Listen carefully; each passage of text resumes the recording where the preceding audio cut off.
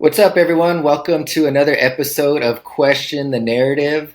I got David Shane with me here, and we got an interesting topic to discuss about today, guys. David and I have actually been meaning to talk about this, and we just hadn't got to it yet because we've been stuck on the little season stuff. But on our social medias and stuff, we kind of got started on like the whole flat earth and biblical cosmology, which we like to call it now. And guys, this is biblically supported. The Bible teaches it, and we're just excited to present this information to you. If you have already heard about this stuff, then we'll bring up a lot of topics that you may have already heard. If you haven't heard about it, or maybe you're skeptical about it, don't change it just yet. Just hear us out. We got very strong arguments to prove this point. So, what's up, Shane? What's up, buddy? How you doing? Doing good, man. Good to see you. Yeah, good to see you. I'm glad we're doing video now. So that's awesome. Hopefully our listeners will appreciate that. And Yeah, and just this update kind of forced us to do so, right? yeah, definitely.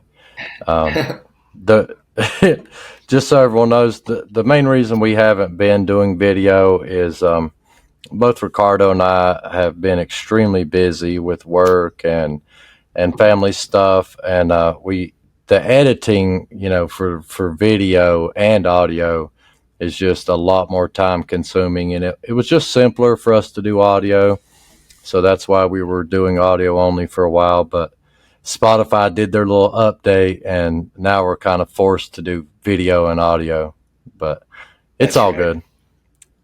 Yeah, so Okay, it's good. so We'll be able to get into this now. So just how did you get into this belief about, maybe we don't live on this spinning ball that's rotating around or orbiting, I should say, around the sun? I mean, because that's what everyone has been taught since a child. That's mm, basically what we've been indoctrinated to believe. So if you want to go into a few things about how you came to your belief yeah, in sure. biblical cosmology. Yeah, absolutely. So, excuse me. So really, it was a number of things. I started dabbling and researching this topic back in 2020.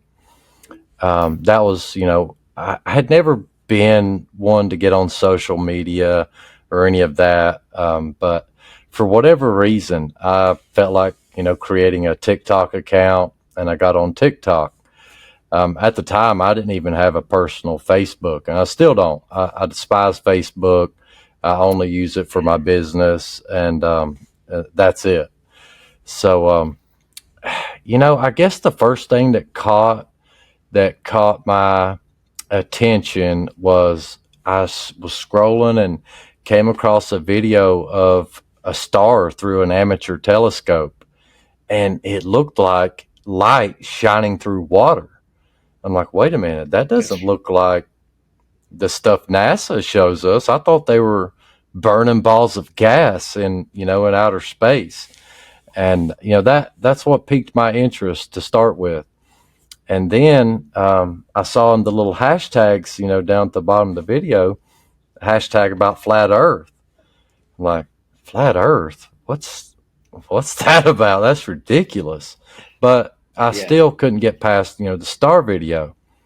And I was like, is that what stars really look like? What's going on here? So that got me interested in wanting to buy a telescope. But in the meantime, I kept researching, this whole flat Earth topic. Um, but prior to that, actually, I left this important part out. And let me backtrack just a little bit.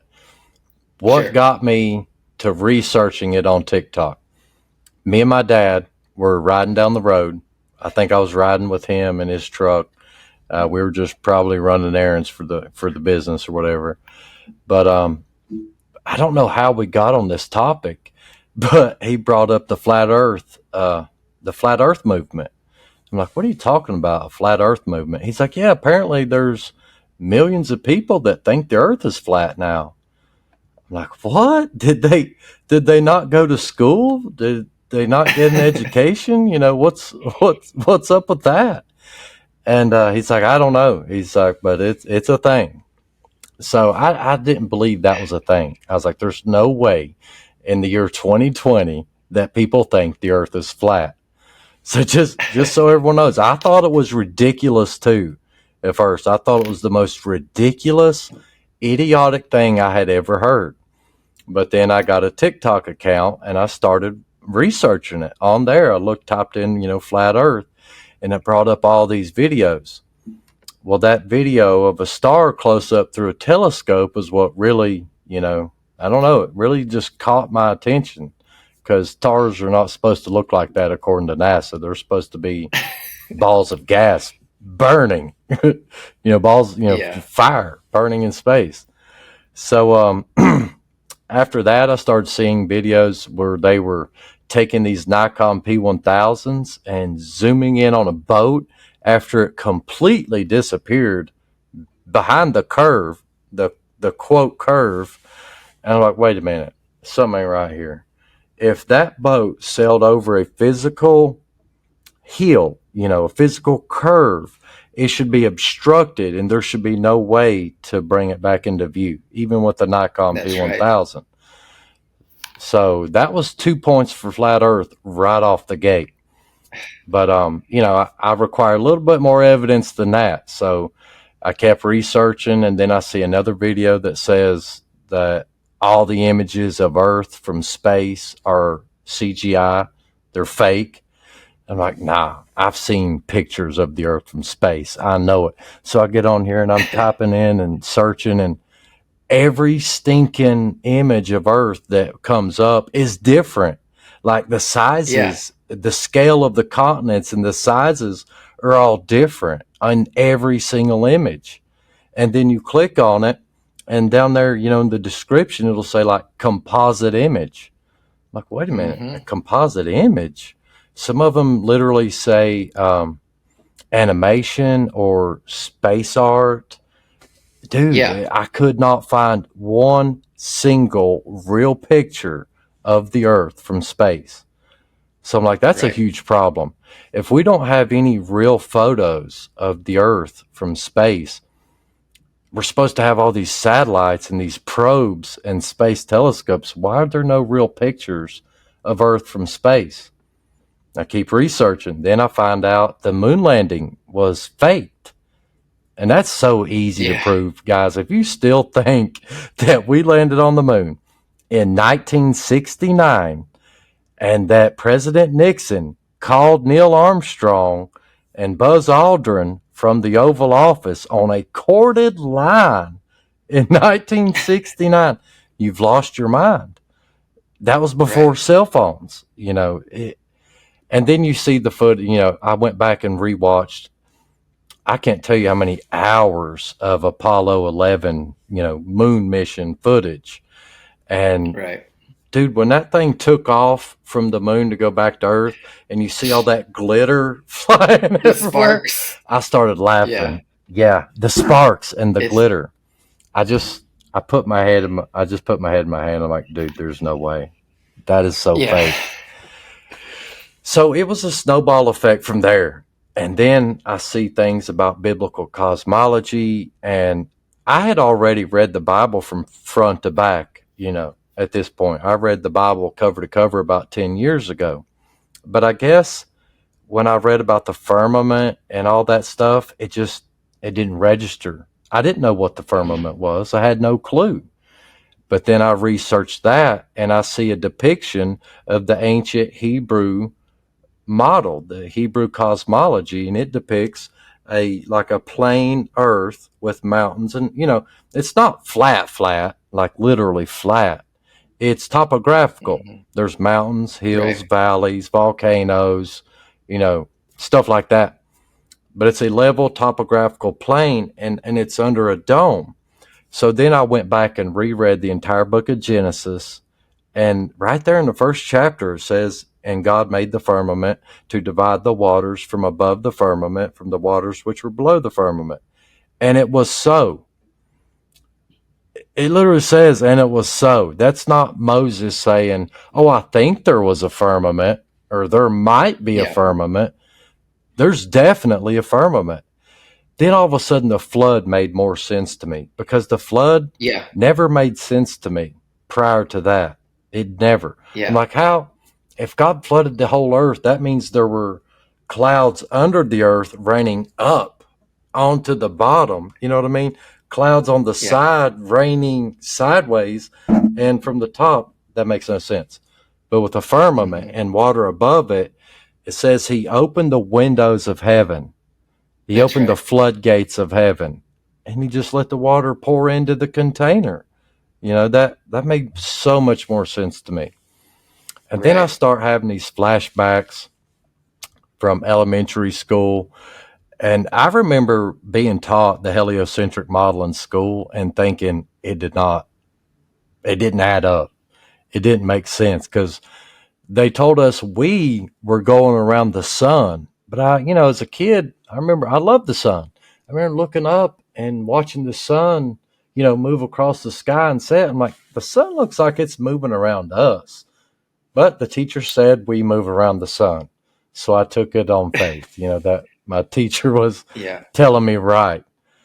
There's just so many things that didn't make sense before I researched flat Earth, and then Hmm. afterwards made so much more sense. I'd never felt any motion, never felt the Earth spin. Um, so yeah, everything about the biblical cosmology makes way more sense to a logical, critical thinking, common sense human being. And then, and I'll stop in a minute, but then you start You're fine. researching the heliocentric model. Everything is all sixes. It's all six Hmm. six six. We're orbiting the sun at 66.6 thousand miles per hour. There's like 0.666 feet of curvature in every mile or every square mile, something like that. It's just full Isn't of even the way sixes. the Earth is tilted on the axis is something with sixes as well? Yeah, the tilt of the Earth is like 66.6 degrees on its axis. Yeah. It's Yeah. it's it's so obvious. And then you research. I start researching NASA in Hebrew, and it means to beguile, to deceive, or to lead astray. I'm like, Hmm. gosh, dude, it's so obvious. And I'm like, well, why did they name it the heliocentric model? Why not just name it the globe model? Then you find out Helios is the ancient sun god. It's a pagan Hmm. deity, same as Right. Apollo. So and then you see the whole red thing through NASA's logo. It looks like a serpent tongue. And it became Yeah. obvious to me as a Christian that it was a satanic deception all along. It was philosophy. It was built on philosophy by philosophers and by devil worshippers. There was never any real scientific evidence of it. It's just philosophy. They chose to reject the geocentric model and replace it with the heliocentric model based on theories and philosophies. Um, and I never believed in evolution or the Big Bang theory. I always thought that was nonsense. And obviously, if those two theories are nonsense, the heliocentric theory is nonsense as well. I mean, it's Right. just a lot. I went to the top of Pilot Mountain. It's perfectly flat as far as the eye can see. I've flown in planes multiple times, and I remember that was before I was a flat earther. But I've flown in planes, and I remember looking out the window and thinking, "Man, that looks awful flat," But I just Hmm. never questioned it any further. I was like, "Man, that looks flat," and the Earth's not spinning out from under the plane. It's Dude, there's so much. But yeah, that's what got me on this path, and Yeah. I got my Yeah, first that's cool. telescope, saw stars myself for the first time, and yeah, they definitely look like light shining through water, 1000%. Um, and it's yeah, it just That's blew up from that's there. cool. Yeah. Yeah, I think a lot of people have had that same experience. I came across it actually on a Facebook post, and there was this guy, he was another content creator, and he had a lot of good stuff. He was, and he still does, expose the new age movement and stuff like that, but he had posted something about, quote unquote flat earth, and he had said, just watch this video, don't basically judge it before you watch it and stuff. And so I was like, well, that's interesting. I never had a dog in the fight, and I don't know why people get so angry when you start talking about it. I never got offended that anyone said the earth was flat, but I watched a series of videos he had on his BitChute channel, and it had to have been about 12 hours worth of videos just going through, pounding it. And I was just blown away by the time I got through that 12 hours of video. I'm like, I think the earth is flat.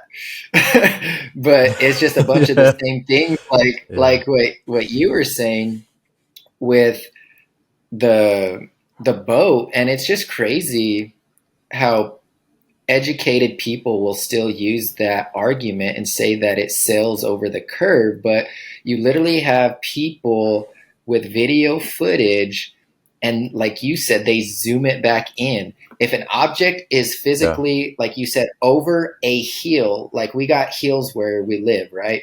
If you got an object that's over that hill, I don't care how much magnification that you have, there's no way that you're going to be able to zoom it in to see over that hill. It's just impossible. yeah, And so that's what got me. I was blown away once I said, there's no way, because in school we got taught that that's how we know that the earth is a globe, because the ship sails over the ball, and that's why we can't see it anymore. But yeah, we, just with studying all this, that's just how our vision works. It's like you had said. We had talked before it. I don't know if you said it on this stream or not, but it's angular. I think you said. And so even yeah, even if you like look in a, like a perfect example is like a hallway. It almost looks like the ceiling is dropping, and then the floor is rising, and they all just come to a point. And yeah, and then there's that vanishing point, to where it's just you can't see any further than what you can see, unless you have some sort of technology to zoom it back in. And I think it's kind of cool because, technology and stuff, in a sense, it's basically taking away a lot of our privacy, and maybe some people say like our freedoms and whatnot. But it's like, yeah, with that piece of tech, it's destroyed a lot of the arguments of what the globe has to prove. So it's like what Satan meant for evil, God intended it for good, to like prove to us, like, we could see it with our own eyes. We don't have to guess. We can do the experiments ourselves. I ended up buying a P1000 camera, looking up at the stars, saw the same thing that you did, and I was just blown yeah, away. And so what got me too is, another thing. You had mentioned you were up in an airplane, right? But when I first saw yeah. an amateur balloon go up like 30,000 feet, I was like, what? There's no way. It's just perfect flat horizon. Perfect. And Yeah, I was blown away. I said, this is great. Like, how come we were never shown this? But a lot of people's argument, because they use a fisheye lens, and so that's where you get the curvature effect, right? And so that's what they use to deceive a lot of people, is a fisheye lens, and that's another thing. yeah, But yeah, man, the first time I saw a star, like what you're saying, I was like, there's water up there.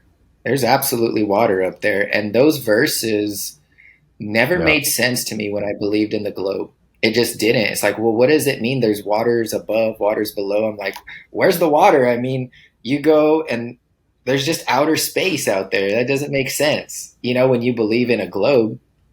But when you Yeah. actually know that there's a firmament and it's separating the waters from the waters, and like how you said, the flood makes a lot more sense. God just opened up the windows of heaven and flooded the container, and Yeah. it's just a lot of stuff, man. And there was another thing too, um, how the water is when it's at rest, it's flat, right? And we're supposedly what 75% water. So how does Yeah.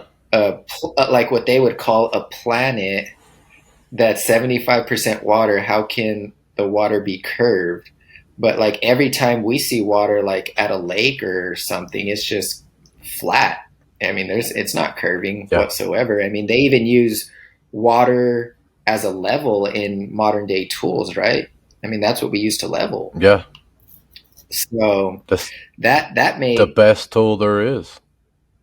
yeah, Sorry. it always seeks its level, and that's what made Yeah. a lot of sense to me as well. And so after I was looking at all this evidence, and one more thing was when I saw this guy did a video on a double rainbow, and that was pretty interesting to me Mm. because what's crazy about the double rainbow is it actually reflects, so like you'll have the one rainbow, but then the one that's right next to it, it reflects the exact opposite colors, from the first one.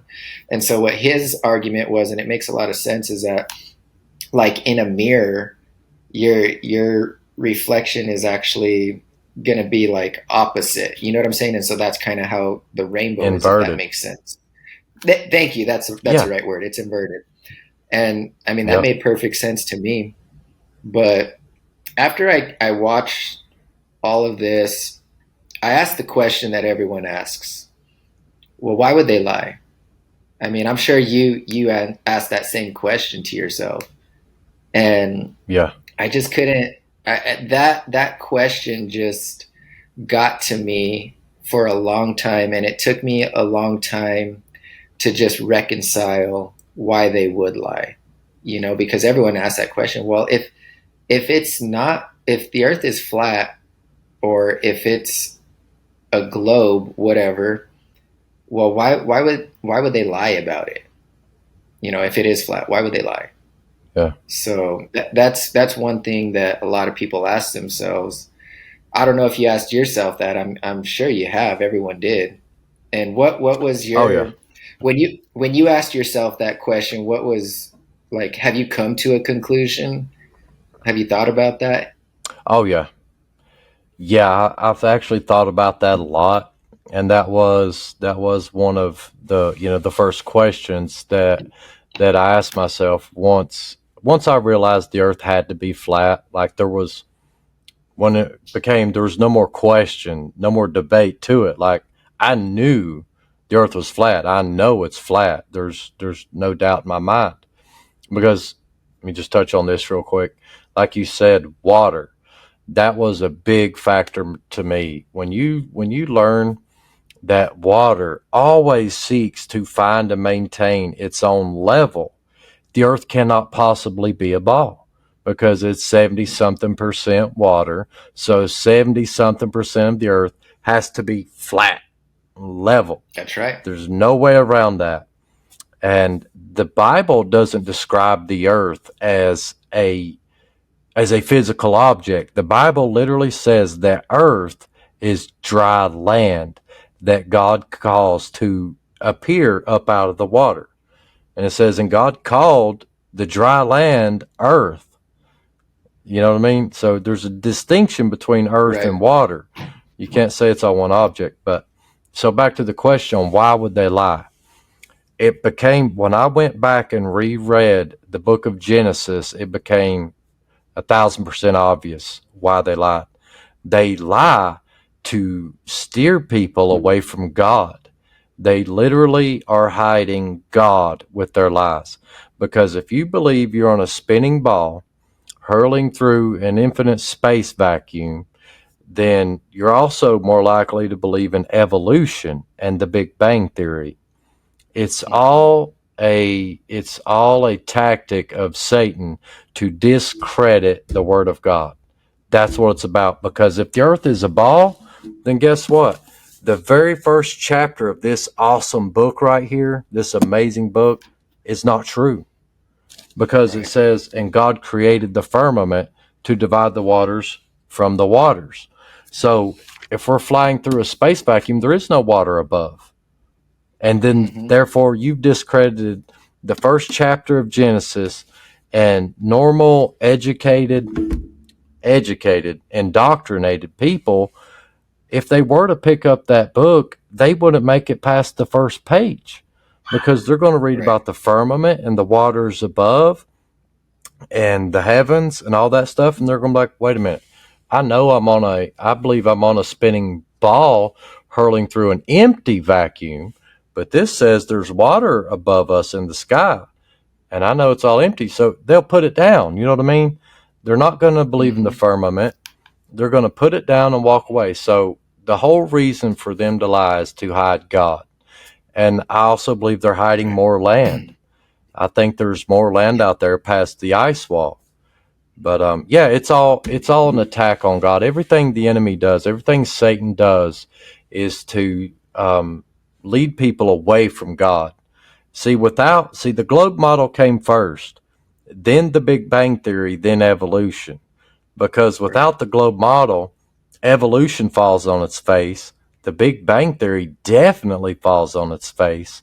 So the globe model was the foundation for atheism. It was the Right. foundation for atheism. The devil doesn't care how you get to hell, right? And the way you get to hell is by denying Jesus, by denying the only Son of God and what he did. Right. So the devil, he doesn't care if you worship him or if you're an atheist and you don't believe in any God. Because both of those, being a devil worshiper will send you to hell, being an atheist will send you to hell. And he, like I said, he doesn't care how you get to hell, long as you get there. So the globe model was the foundation for the Big Bang and evolution.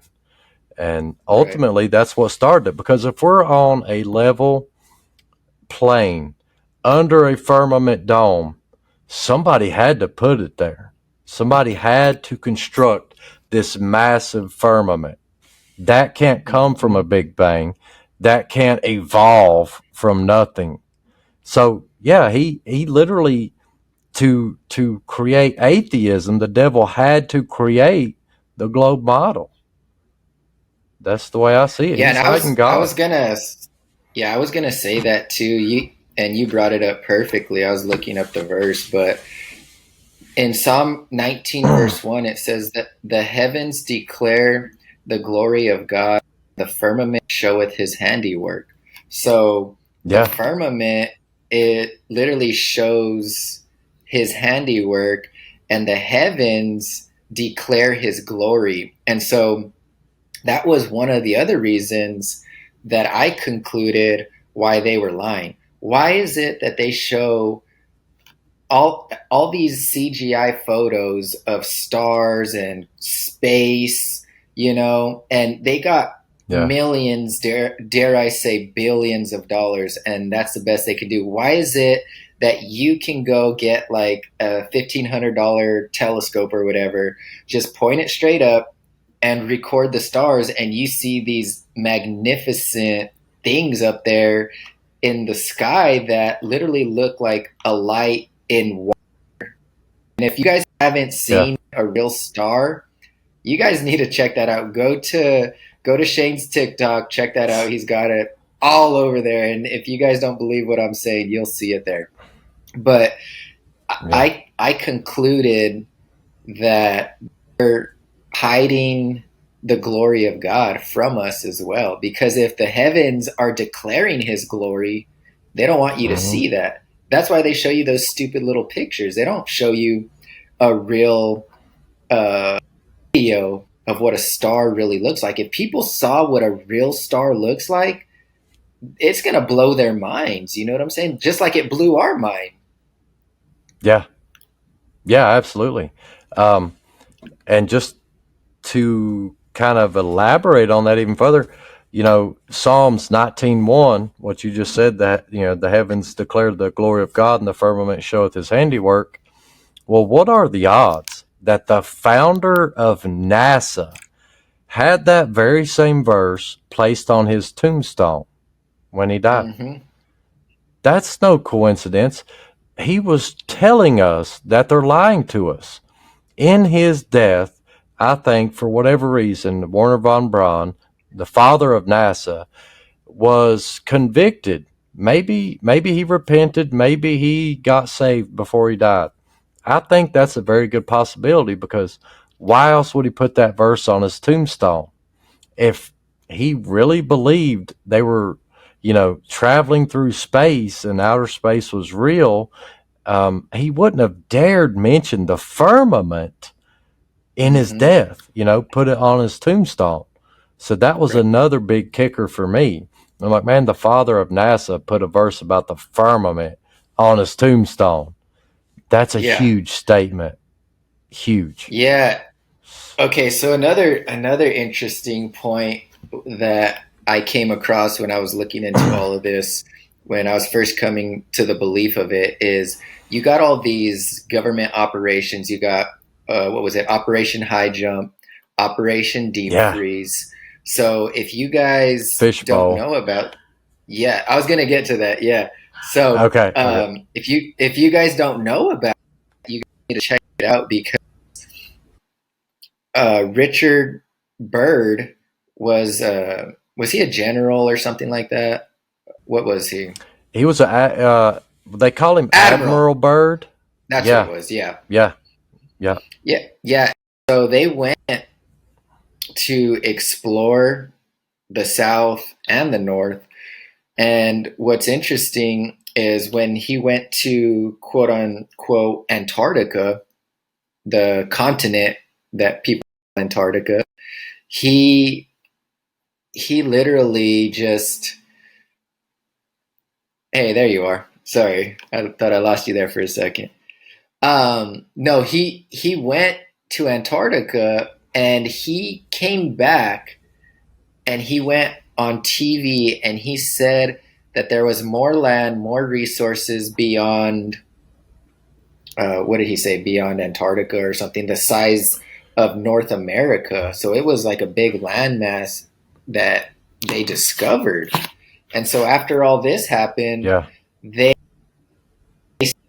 talking about NASA. That's after that they created NASA, and so that's why they had to fake the moon landing again because they're saying, Mm-hmm. well, don't instead of looking out, they told everyone to look up, right? Yeah. So This. um, that was interesting, and so I think that they actually may have came across the firmament possibly because like you had mentioned there was Operation Fishbowl after that, and you guys can look up this old footage. Seriously looks like they're throwing rockets right up into the sky and it's hitting something, it's hitting a barrier. And so that's how I know that when they're saying that these people are all these rockets that are launching that they're going into space, it's just not true. And even Yeah. when those rockets do hit the sky, it almost looks like a speedboat that's going through water, which is kind of crazy. And so there's just all these operations, and that's when I question, like, well, why do they make treaties after all that we can't even go there? Like that's kind of interesting to me too. Like it doesn't make sense. Yeah. If you got nothing to hide, right? Why would you form a treaty forbidding all civilians, all private citizens from traveling beyond the 60th parallel. Why would you do that? Right.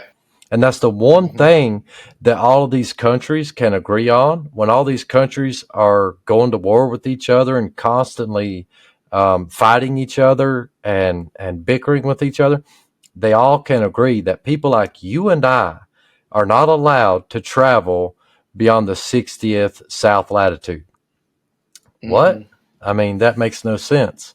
And like you said, 1958, I believe it was, Admiral Byrd, he went past the ice wall. He discovered more land, like you said, the size of North America. Guys, that is huge. You can't if the earth is a ball, where is this continent the size of North America? Where is it? You can't Hmm. show it to me. We know it exists based on Admiral Byrd's documented discoveries and testimony, and he wasn't by himself.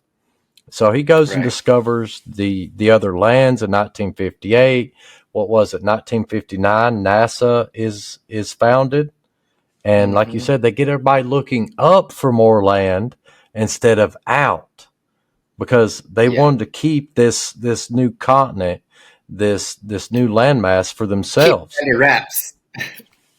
Keep it under wraps. Then you can exploit its resources, its minerals, its precious metals. You can exploit all that for yourselves and enrich themselves while keeping us trapped in this type of slavery that we're in, this Hmm. this system. We're in the beast system. Whether you think we're Right. in Satan's short season or not, it's still the beast system and we're all trapped in it. But if there was a whole other continent the size of North America that we could all go to and escape to, they would lose their power. They would lose Right. all their power. You know what I mean? And they would lose profits, tons of profits. So there's so many reasons for them to lie. And yeah, there's this whole thing about sky ice that I was gonna say that. Yeah. these scientists discovered this stuff called sky ice beyond the ice wall. And I was reading some type of article about it. They were drilling into the sky ice, and no matter how far they drilled into it, they can't drill 24/7, and they can't drill all year round because the conditions there in the winter are extreme. And Hmm. so what happens is when they stop drilling, it self heals. The hole starts freezing back over and closing back in on itself. So it's like Hmm. some type of self healing sky ice, is what they call it. And guess what color it is? Sky blue. And it's made of Yep. what is it? 99.9% pure oxygen, Right. supposedly. I've never been there. I don't know, but it makes sense. I've seen pictures of this sky ice. And yeah, Admiral Byrd didn't just go beyond the ice wall. He also took an expedition to the North Pole, and there's Hmm. more land at the North Pole too. And I've got that book. I was wanting to show the cover of that book, but anyway, the cover of the book shows land masses at the center of this realm at the North Pole. It's four different continents divided by Hmm. four rivers.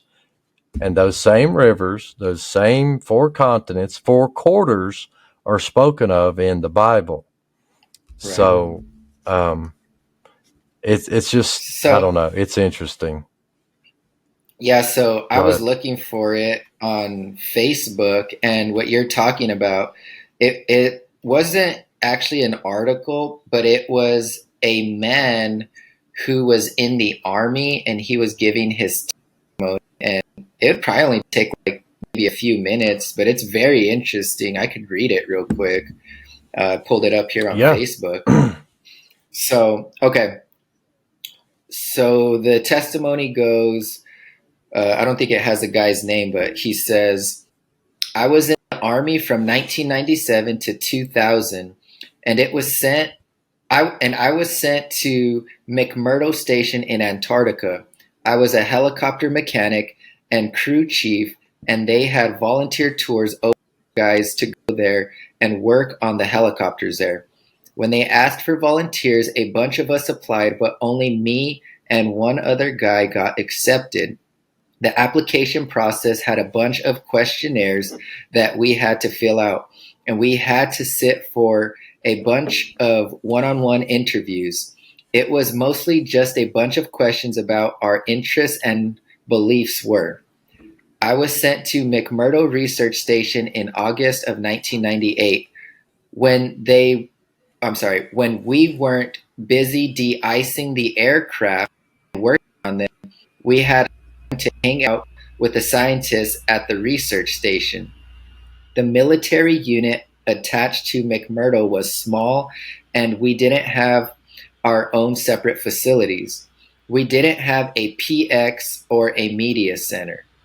There was no chapel or chaplain, and or we didn't have or our own separate mailroom. Sorry, that's just the way it's written. We Yeah. just had to share the same facilities with the scientists and researchers. So over time, I got to be friends with a few of them. They had two different kinds of ice that they worked on and studied. One kind of ice was the normal kind that we've all seen. They took cores of it out of boreholes in the ground. Just like normal ice, it was mostly clear or sometimes white, and it would melt into liquid water if it got warm. The whole area of Antarctica is covered in this kind of ice, but that wasn't their main kind of ice. The only time I ever saw them actually studying normal ice was when a film crew from National Geographic came by. So that's interesting too. They're only doing it in front of the cameras, but when the cameras aren't there, they're studying this other kind of ice that we're talking about. So Yep. he says the rest of was most of the time, the scientists were studying something they called sky ice. This stuff was totally different. We were never allowed to go into the laboratory areas of the station because the labs had to be kept super clean, and they said it would mess up their work if they risked letting too many people in the lab. But one time, one of the researchers that I was friends with showed me a piece of sky ice. You couldn't touch the stuff with your bare hands because it was so cold. And it wasn't clear or white like normal ice, it was solid blue. He said that's why they call it sky ice, because it was the exact same color as the sky. We had to wear our thick, heavy, going outside gloves to handle it.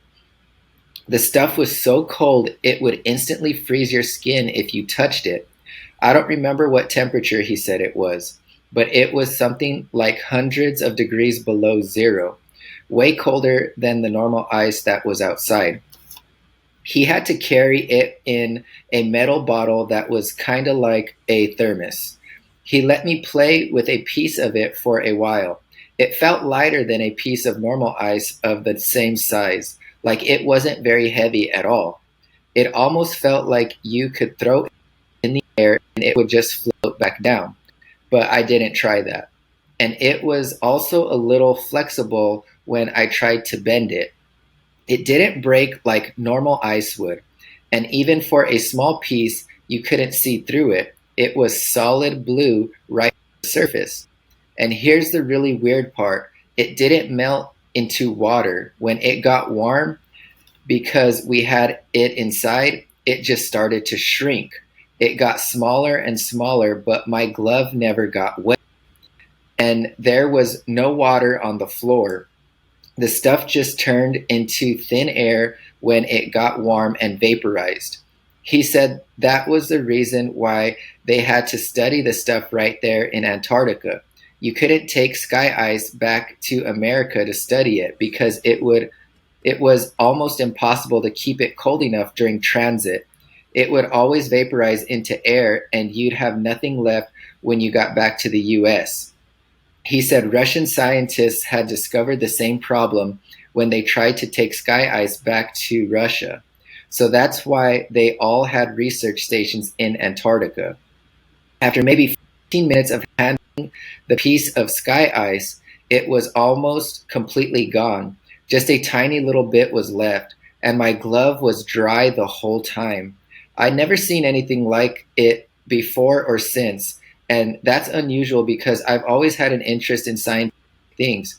I think that's even why I got selected to go to Antarctica, because a big part of the interview was about science and what I believed about things. So I really thought it was cool to see something I'd never heard of before. The whole time I was in McMurdo, I heard people talk about the wall, like that was a special place. It's pretty common to find ice walls and ice cliffs all over Antarctica. The whole place is ice, but it's all just normal white or clear ice. So I asked my friend where they get the sky ice from, and he said it comes from the wall, and the wall is in quotations.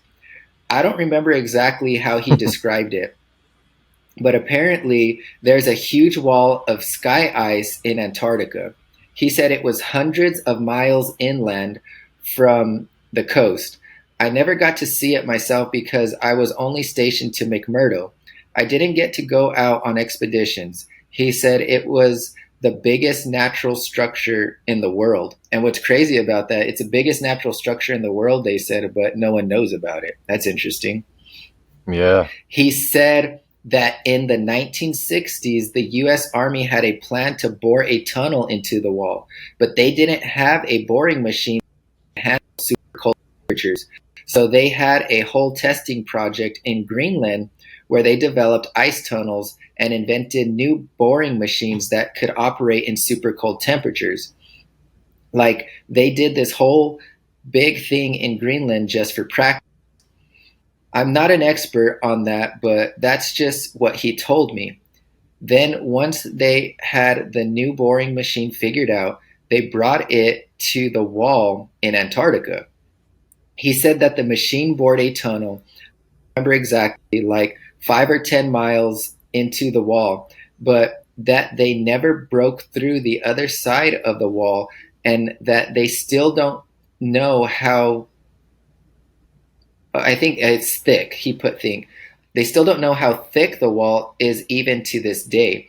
And I'm probably not remembering this part correctly, but I think he said that at first the floor of the tunnel was solid rock, but after a mile in or two, the floor was sky ice, like it was sky ice underneath after a certain point or something like that.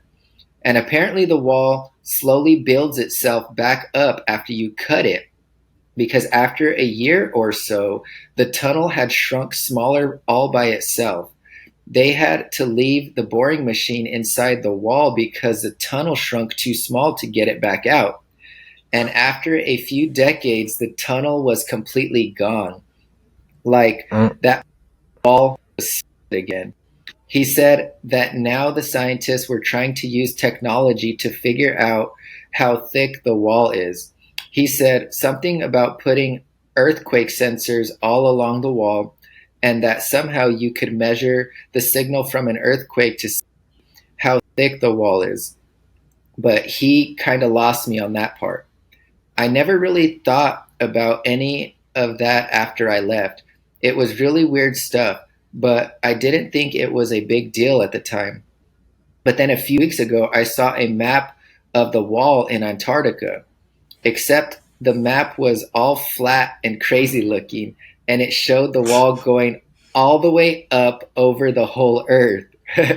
So since then, I've been trying to learn more about the sky ice that I saw and the wall that I heard about, but I can't find anything at all. So now I'm really wondering if there could be a connection here.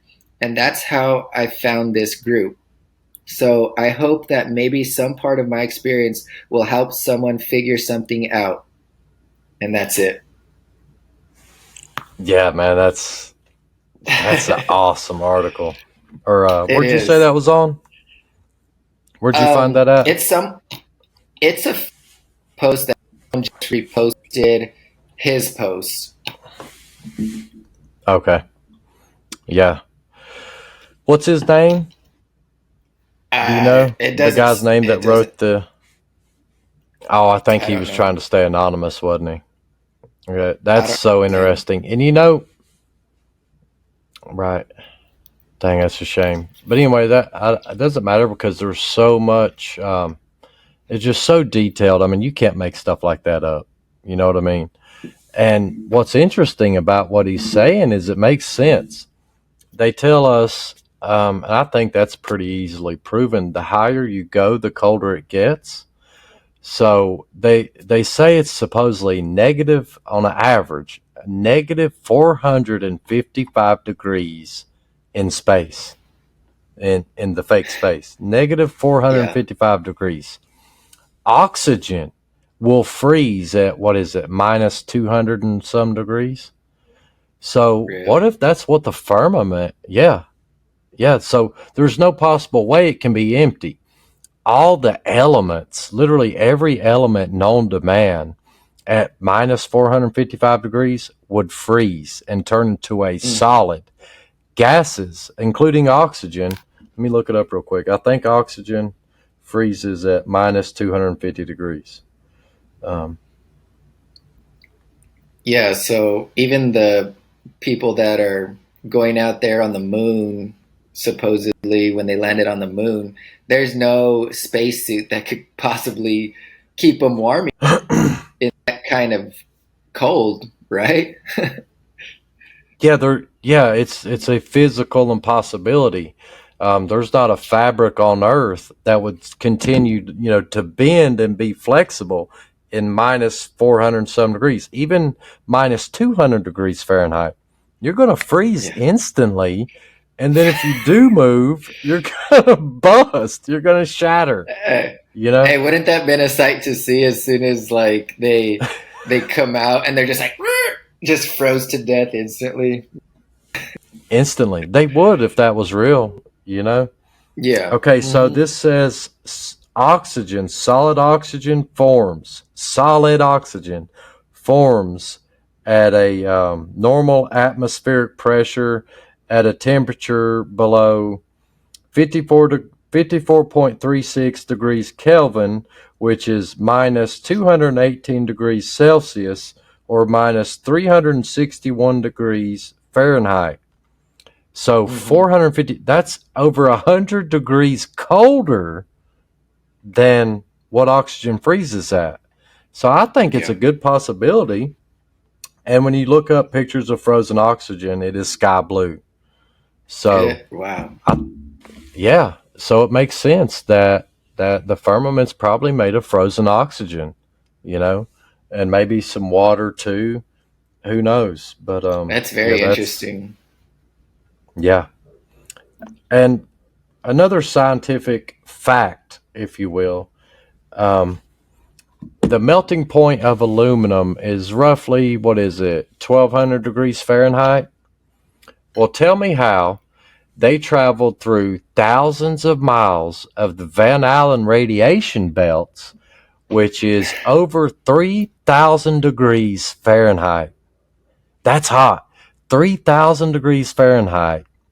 How are you going to fly an aluminum spaceship through the Van Allen belts when it's 3,000 degrees, when aluminum melts at 1,200 degrees?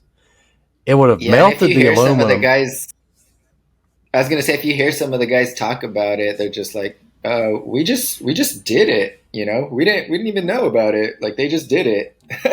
Like who cares about all that They, stuff? yeah, who cares about the science? I thought you guys loved science. You know what I mean? But Yeah. forget that science of heat and Yeah. melting points of aluminum and steel and iron and even titanium. Nothing could Right. withstand 3,000 degrees. Is it Fahrenheit or Celsius or um, let me look that Either up way, real it's quick. really hot. Yeah, yeah. Either way, if it's 3,000 degrees Fahrenheit, it's still impossible. It would have Yeah. cooked the astronauts like a microwave oven. their Yeah. spaceship would have melted and crumbled. Dude, it's so crazy. Um, Yeah. what else, man? There's so many scientific facts that debunk the globe. You know what I mean? Hmm. Um, okay, let's You know take what's? if we're Go corkscrewing ahead. around the sun, for instance. Their Globers, their best comeback to this whole why don't we feel any motion if we're spinning 1,000 miles per hour and corkscrewing around the sun at 66,000 miles per hour. Why don't we feel that motion? You know what they tell you? When you're flying on an airplane at a constant rate of speed, you don't feel any motion. Are you spin? Is the airplane spinning? Is it, you Yeah. know what I mean? You're flying in a straight line on the airplane, plus you're in a container. The airplane has a windshield. You're in a tube, you know what I mean? An airtight tube. You're in a container. Where's the container for the earth? Where's the container? Hmm. And I'm pretty sure you would feel it if that airplane was constantly flying in a circle while spinning. Yeah. People just have no common sense, man. It's crazy. Yeah. It's crazy. Yeah. When you start What breaking else? all of that down, it just makes a lot of sense that what we've been told, what we've been taught was a lie. And just going back to the firmament, the Bible actually, in the book of Job, it actually says that the sky is strong and as a molten looking glass. So the Yeah, sky is not just this thing that's not there. Like the Bible says that it's strong. Like you fly up high enough, you're gonna hit something just like they experienced in Operation Fishbowl, right? And that's why yeah. like you can't escape this. You know what I'm saying? Like Nope. we're here, nothing's coming in, nothing's going out. And so I know that's kind of crazy for people to fathom, but I mean even if we just have that understanding, then the whole alien from outer space, that's which is another deception. They need outer space in order to have the alien agenda. Yeah, yeah. That's another reason I think that they invented the globe model is because they had this alien agenda for centuries. You know what I mean? They Hmm. Everything the Bible teaches, they have to counter it with a theory, a false, sci-fi theory. The Bible talks about angels and fallen angels who obviously Hmm. fly around about the heavens, fly around in the heavens. So they want to try to create a counter theory for that or a counter reality for that. And they're calling angels and demons aliens. You know what I mean? Hmm. Everything they do, it is an attempt to discredit God and His Word. Everything they do. That's That's what right. it's all about is this deceiving mankind, leading us astray, getting us to believe in lies instead of the truth. Anything to lead you away Hmm. from the gospel of Jesus Christ, basically. That's right. And Yeah, exactly. yeah, let's see what else. Oh, another good biblical fact is in Joshua, God made the sun and the moon stand still in over the valley of Gideon. That's impossible with the globe model because even what's his name, the priest of NASA, what's his name? Dang it, Neil deGrasse. Neil deGrasse Tyson. He was in some kind of stupid interview, and somebody asked him what would happen if the Earth suddenly stopped spinning. He said, "We would all die. Life as you know it would be completely destroyed." He's like, just picture yourself traveling 1,000 miles an hour in a car and you hit a brick wall. You're dead. The car is smashed into pieces. All Yeah. civilization, all life as we know it would be destroyed if the earth suddenly stopped spinning. Well, I remember when I was young in church, my pastor was teaching out of teaching about that when God made the sun and moon stand still, and I'll never forget it because I don't know, it just rubbed me the wrong way.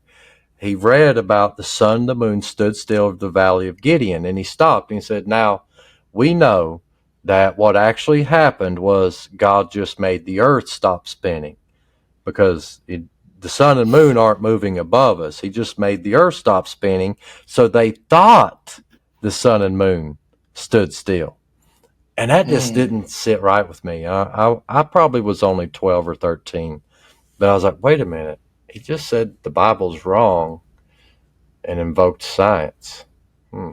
Anyway, mm-hmm. it just, but at the time I was still indoctrinated. I didn't know any better. But no, if he stopped the earth from spinning, we all would have slung off. Oceans would have, lapped up onto the land. Every building, every house would have, been Yeah, thrown down, destroyed. No, the only thing that makes sense about that passage is he literally made the sun and the moon stop because they work together like a clock, the hour hand and the minute hand. If you that's stop the right. minute hand, the hour hand is going to stop too. And the sky is the Mm-hmm. most sophisticated clock ever to exist. That's what it's for. It's for signs, for seasons, for days and years. You can literally use the sun to tell what time of day it is. You use the moon to tell what day of the month it is, what month it Mm, is. 28 days in yeah, a moon cycle. There's 28 days in a month, 13 months in a year. And so the sun gives us the time, the moon gives us, your days and your months, and the stars give us the seasons. I don't even need a calendar. I've learned the stars so well. I know when I look due south and I see the Orion constellation, I know it's winter. When I look due south and I see the Scorpius constellation, I know it's summer. It's June or July, you know. And that's cool. it's so cool the way. Yeah, yeah, it's really cool. I think it's October you'll start seeing Orion peeking up over the eastern horizon. And about December, Orion will appear due south above the southern horizon when it gets dark, you know. So, yeah, you can literally tell everything. You can keep time with the sun, moon, and stars.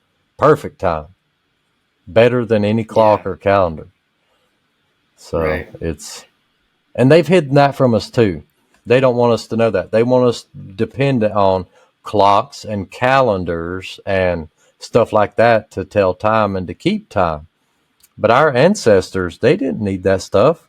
They could tell you where they were, what time it was, what day it was, what month it was, what season it was, all by the position of the heavenly bodies, because that's what Right. God created them for signs and seasons, days and Yeah, years. exactly. And that's right there in Genesis 2. Um, Yeah, there's yes, it so is. much gold in the book of Genesis, when There it is. comes to biblical And just talking cosmology. about the People, moon, just talking about the mm-hmm, moon, the Bible also says that the moon gives its own light. It's its own light source. So the correct. scientific community says that the moon reflects the sunlight. But what's interesting is there's a lot of people that have done tests and moon moon light is actually colder than sunlight. And Much colder. so what's crazy is so if you're out during the day, sun is out, hot day, natural reaction to cool down, you're going to go under a tree or something to catch some shade because it's going to be cooler in the shade. But what's interesting is Mm-hmm. that moon shade, which that sounds weird, is actually warmer than if you were out in direct light. Yeah, yeah, and that's easily proven too. You guys can get an Mm-hmm. infrared thermometer or a laser Yep. thermometer. Wait till Mm-hmm. it's a full moon or a half moon, whatever. Wait till the moonlight is out. Point that thermometer directly on something that is illuminated by the moon, something that's in the moon's light, and then shined on something that's in the moon's shade. The moon's light is cooler than the moon's shade. Yeah, That's impossible if it's reflecting sunlight. Physically, exactly. scientifically impossible. So it's so easy Yeah, when you don't even really have to try that hard to debunk, everything about the heliocentric model. All you got to do is put forth a little bit of effort, question what you were taught, question what you believe, go out and test these things, conduct your own experiments. Go out and test the things we're telling you. You'll see we're telling you the truth. It's it's easy. that's right. Yeah, it definitely is. And there's a lot of Bible verses to back up what we're saying too. Oh yeah. The Bible talks about the face of the earth. It talks about even that whole term that we were talking about, planets. So a lot of people have been indoctrinated to believe that Earth is a planet. But in the Bible, when it's referring to planets, it's referring to the stars, the wandering stars. And and honestly, it never refers to the Earth as being something that's out in space like what we think it is. It always says heaven Right. above and earth beneath. So it's like the earth is down here, heaven's up there, and that's it. But what else is Mm-hmm. interesting too is in the heliocentric model and all those pictures that they show us, this infinite outer space, God is nowhere to be seen. He's nowhere to be found. God is far away. He Boom. doesn't exist.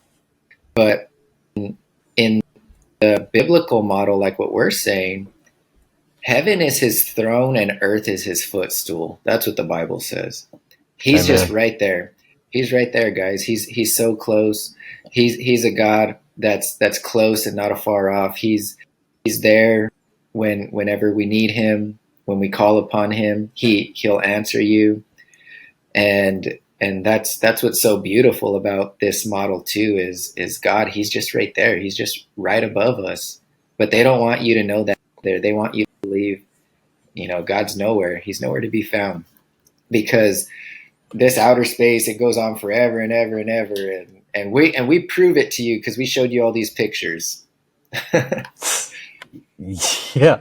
Yeah. They're looking back in time with the James Webb telescope.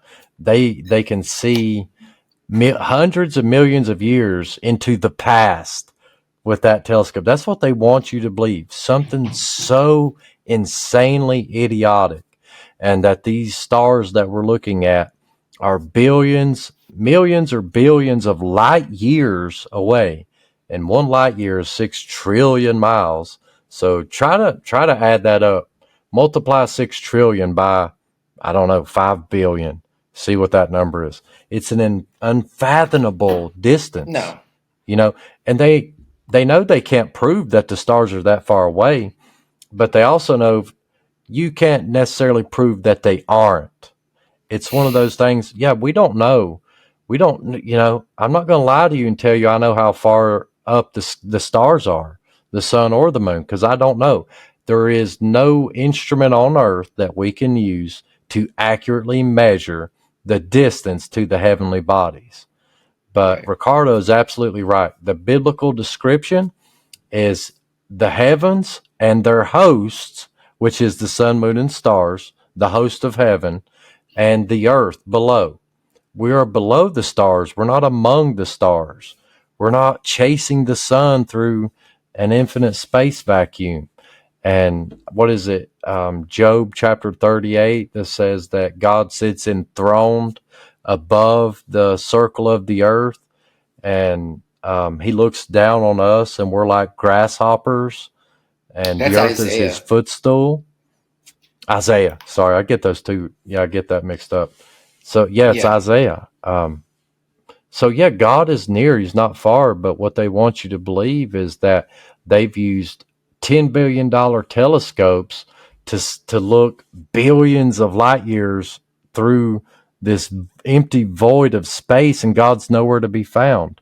And you're just a meaningless, insignificant speck of a speck of a speck with no purpose, or no purpose in life whatsoever. You were an accident. You Hmm. accidentally were created from a big bang, and you accidentally evolved from monkeys, and you have no purpose, and life is meaningless, and tomorrow you die. So that's what they want you to believe. And it's no Right. wonder people these days are so hopeless and so depressed and miserable and anxious. If I believed that I was just an evolved monkey, nothing more than a clump of cells with no soul, no hope, no purpose, I would be the most miserable, mean human being on earth. And that's what Hmm. they want. And that's the state they have people in. I described that to an atheist friend of mine a while back. And he said, "Oh my God." He's like, "Dude, that's exactly how I feel." Everything, Yeah. we just described about no purpose, no hope, no meaning. He said that's exactly how he feels and has felt his entire life. And it's all because of what they're teaching. It's all because of the Hmm. indoctrination. A person who has been saved and born again and believes in God, believes in the Bible, is a person full of joy, peace, happiness, and hope. Isaiah 29:11, God says, "I know the plans that I have for you, plans to prosper you and not to harm you, plans to give you a hope and a future." But they don't want that for you. They don't want you to have that blessed hope. And No, it's just not at sad, all. when I realized the earth was flat and that the firmament that the Bible spoke of is real. Dude, it strengthened my faith tenfold. And I felt 10 times closer to God. And it was like my faith was totally renewed. You know what I mean? Because I, I don't know. It's hard to explain until you come to that realization yourself, and you realize Hmm. God is close and He's like right above us, like literally right above the sky, and the sky is the limit, and He's looking down, watching, and and He's near and not far. He's not billions of light years away or in some alternate dimension. The Bible doesn't teach that either, but a lot of Christians believe in alternate dimensions, like God's on some alternate dimension on the other side of space and time. But no, that's not what the Bible teaches. The Bible teaches He is close and He's with us, you know. Hmm. And it's crazy. The deception, runs deep, and it's something they start hammering into your mind from the time you can walk. There's globes everywhere. You're bombarded with globes and balls, and it's just shoved down your throat, man. And I feel sorry for people. I feel sorry for our kids that they're forced to learn this nonsense.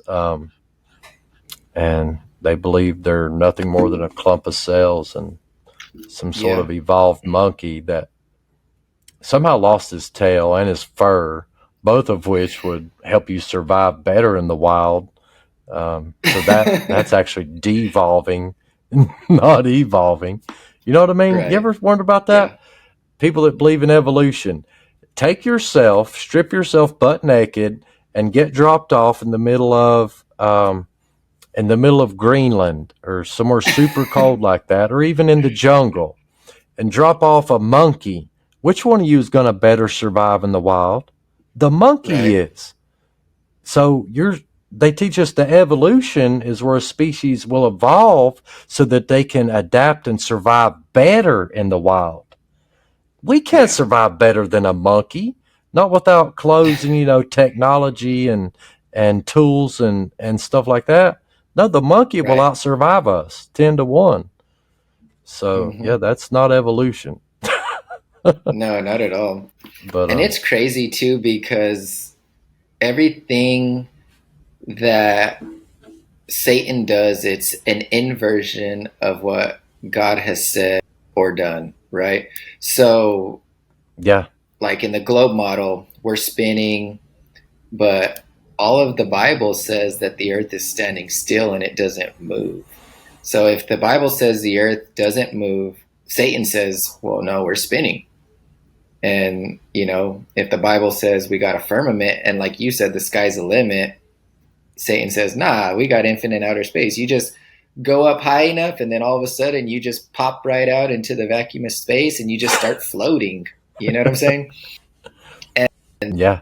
and And it's just crazy. It's just yeah. go ahead, go ahead. No, no, sorry. Go ahead. Keep going. My fault. I shouldn't And have interrupted. it's okay. And everything else, it's just total lies. And that's another reason why I think that, we're truly living in Satan's little season where everything is just a lie. So another thing Hmm. is like the schooling that you said, it's not meant to teach people anything. It's to indoctrinate them, to teach them how and what to think, or not how to think. Hmm. It teaches them what to think. And the Yep. doctors, right? They're supposed to be in charge of your health and all that. But you trust in doctors, and you're going to be the sickest bunch of folks that are alive. You go to the doctor Hmm. enough, and you're going to be sick because a Yeah. patient, like a healthy patient, or if you actually cure someone, then you can't get any money out of them. Yep.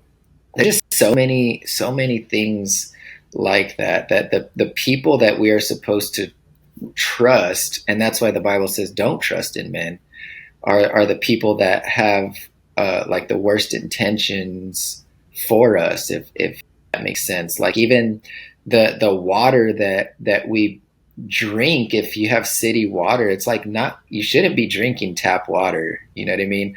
Even the air that we breathe, I mean, they're dusting us like cockroaches. You know what I mean? And it's just like everything is just, it's just terrible. And it's just no one knows, they're deceived about it, and we're lied to about everything. So it's just crazy the times that we're living in right now. Absolutely. Absolutely agree. I think one thing that we did forget to mention, and I know we can only cover so much in an hour or an hour and a half, so we may have to do a part two on this. But Hmm. the Bible says, like you said, NASA and the world will tell you you're spinning and whirling and flying through outer space at these speeds that you cannot even fathom. A bullet travels, what is it? I forget, 1,000, 2,000 miles per hour, something like that.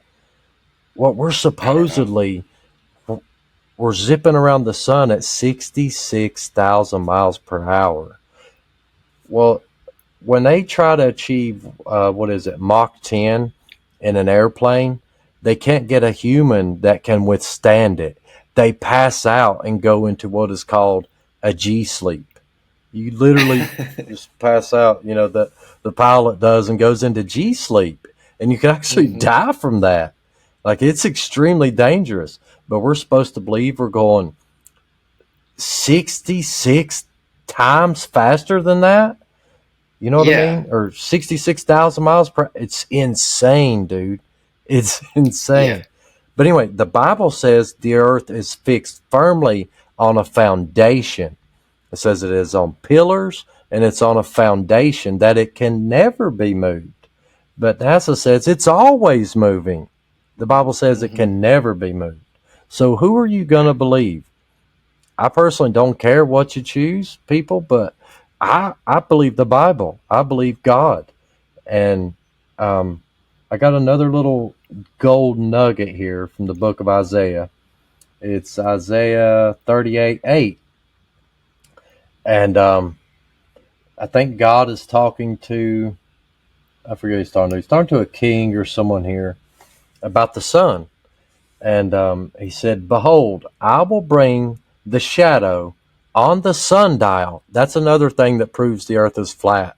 Sundials. They cannot work on a ball.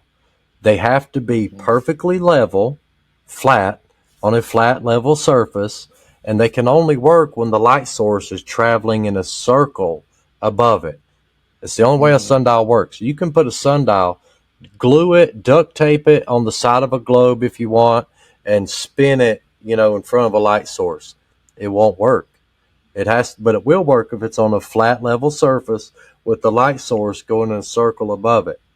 Anyways, God's talking I about the think that's sundial here. I think Behold, he's talking to Hezekiah there, maybe. talking to King Hezekiah, isn't he? Or I think Hezekiah. so. Wasn't Yeah. Hezekiah? Okay.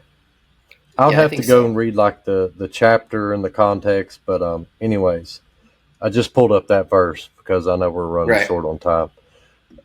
It said, "Behold, I will bring the shadow on the sundial, which has gone down with the sun on the dial of Ahaz, Ahaz or Ahaz, however you pronounce that. It's Ahaz.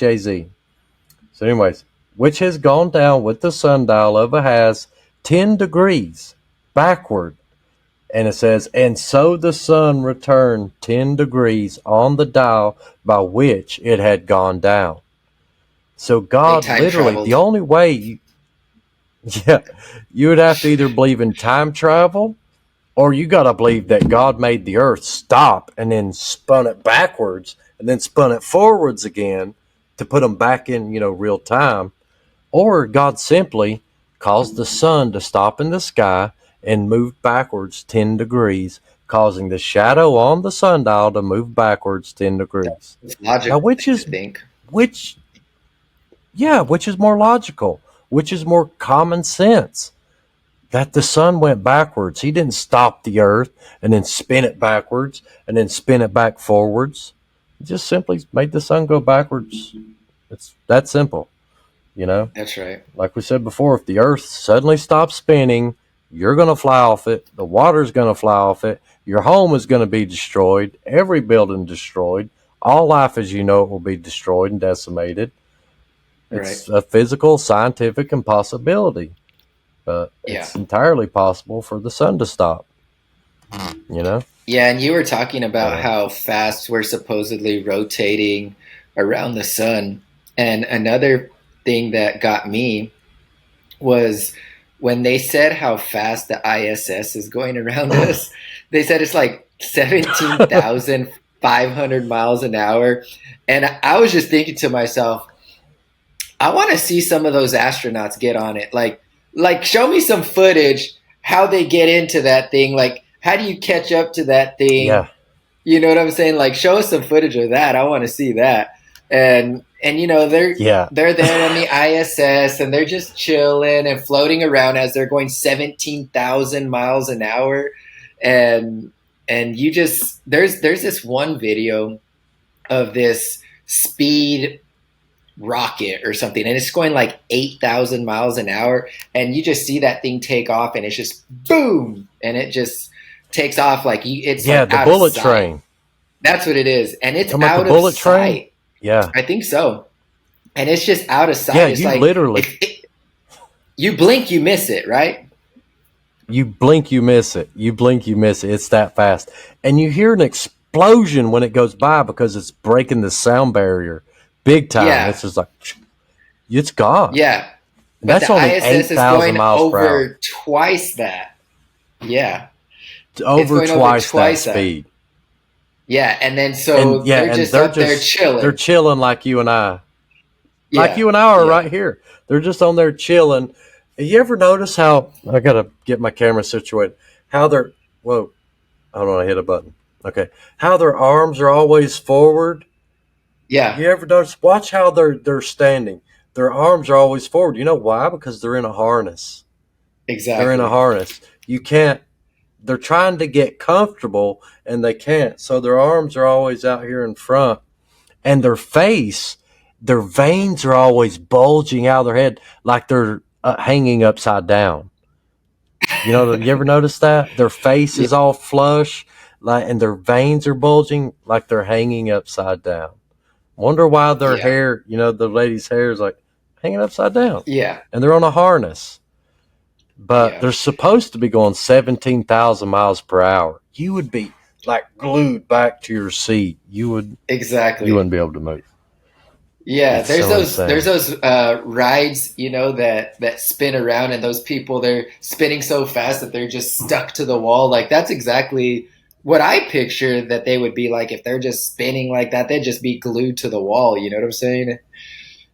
Yeah, absolutely. Like the Yeah, Gravitron's that's what it what is. that carnival. Yeah, that's the sickest I ever been in my life too. When I rode that thing, I got off. Yeah, and I puked and puked and puked, and we had to go home early. I was a little kid, dude. I was so sick. And that's another thing. Like God, He gave us senses. You know what I mean? And an equilibrium. We can Yeah. tell when we're moving. You want to Oh lie to yeah. yourself and tell yourself you can't tell when you're moving? I don't care if it is at this constant same rate of speed. Like when I'm going down the interstate just cruising along at 65 miles per hour, I still know I'm moving. Don't you? Exactly. Yeah. People act Yeah. like they don't know they're moving. Bull crap. Yes, you do. Right. If you're moving 10 miles per hour, you know you're moving. You can Hmm. feel it. I don't know, man. It's just like people have lost all common sense. And it's That's sad. right. It's It so is. sad. Well, we'll close Dude. off right now, and I don't know if you have anything else you want to touch on. If not, we can just close off here for the night. I will just give a recommendation for people who may be on the fence about, flat Earth, biblical Earth, true Earth, whatever you want to call it, biblical cosmology. Me and Ricardo are trying to get away from the whole flat Earth terminology, just because Hmm. there's some bad characters that are in it, and they don't. They just, they may have realized that the Earth is not what we've been told, and that it's But they're not it's Bible flat and stuff, but believers. they're not full, exactly. They're not Bible believers. We are. So I call it biblical earth and biblical cosmology. But if you want a really good book, if you're on the fence and you want to learn more about it, or you want some more proofs, get this little, it's a thin, easy book to read. It's called 100 Proofs That the Earth is Not a Globe. And it's by W.M. Carpenter, William Carpenter. This book was actually written in the 1800s, I believe. I've already read it. It's a great book. Um, yeah, 1885. In 1885, he wrote this: 100 proofs that the Earth is not a spinning globe. Um, and he actually mailed out a copy of his book to every single major university in the United States. Did you know that? That's No, like almost every major university got a copy of his book, and he asked them to challenge anything in this book, and nobody, not a single professor or scientist or university responded. None of them, not because surprising. you can't. He, yeah, it's not surprising, but there's quite literally 100 proofs in that little short book. It's easy to read. 100 proofs that the Earth is not a spinning ball. So, and it's all common sense stuff. And I mean, it's a good book. It's really worth reading. It's a quick read, and I encourage everyone to read it. But above all, I encourage you to read the Bible, research biblical cosmology, and another good teacher on that. What's his name? He's dead now. You know who I'm talking about. Rob Skiba? What's his name? Rob Skiba. I really, I'm a pretty big fan of Rob Skiba. Rob Skiba has a lot of good videos on YouTube about biblical cosmology and biblical Earth and stuff like that. So he's another good one to look up.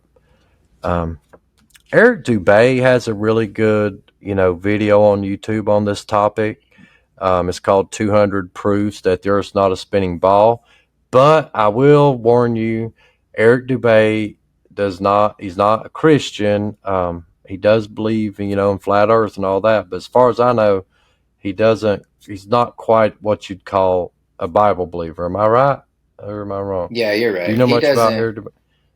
Yeah, he's posted a lot of videos about that in a sense of his beliefs, and he doesn't actually believe that Jesus was a real person either. So, with all that in Right. mind, guys, he has good information about the plane that we live on. I mean, probably some of the best info that you have, but just be cautious as far as his spiritual advice because he's not going to point you to Christ or anything like that, you know?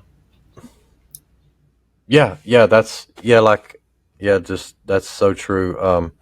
I'm just giving people some recommendations for researching, the Mm-hmm. shape of the earth and biblical earth, biblical cosmology, but just know that some of these people, they may have figured out the shape of the earth, but they still haven't figured out who their Lord and Savior is. And we try to be patient with people like that. We're not all on the same level of spirituality and biblical knowledge and stuff like that. But um, anyways, yeah, 200 proofs the Earth's not a spinning ball, and 100 proofs that the Earth is not a globe by William Carpenter.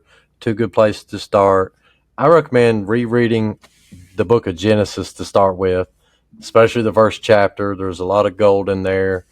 And there's actually, if you just go online and like DuckDuckGo or Google and type in 200, what's it, 200 plus Bible verses that prove the earth is not a spinning ball. You'll find a lot on that too. Like there's a lot in the Bible that suggests the earth is stationary, it's immovable, it's it's fairly flat. You know what I mean? It's flat and level, and it's under a firmament dome. In fact, there's one verse that says the earth takes shape like clay under a seal. So if you guys have ever seen, where they take what's it, this little ringlet, this little seal, and you stamp it in the hot wax, the shape it'll leave. It's like it's flat with an upturned edge and characteristics and features. But anyways, guys, we're at an hour and a half here, and I know we gotta close up, but um, just just dig into the Word. Believe on Jesus. Put your faith and trust in Jesus and not man, and you can't go wrong, guys. And we love you, and yeah, God bless. God bless. And remember to question the narrative, guys. Thanks. And if you guys enjoyed this conversation, let us know in the comments. We can now respond to your comments, whether it be on Spotify or if this is up on YouTube. Let us know if you want us to talk more about these topics, if you want us to go in more depth on something that we talked about today. And just remember to share this information with your friends, your family, help it get out there and get more awareness about these topics and help us grow. That way we can reach more people with this truth as well. But yeah, guys, just remember to question the narrative and God bless. God bless, guys.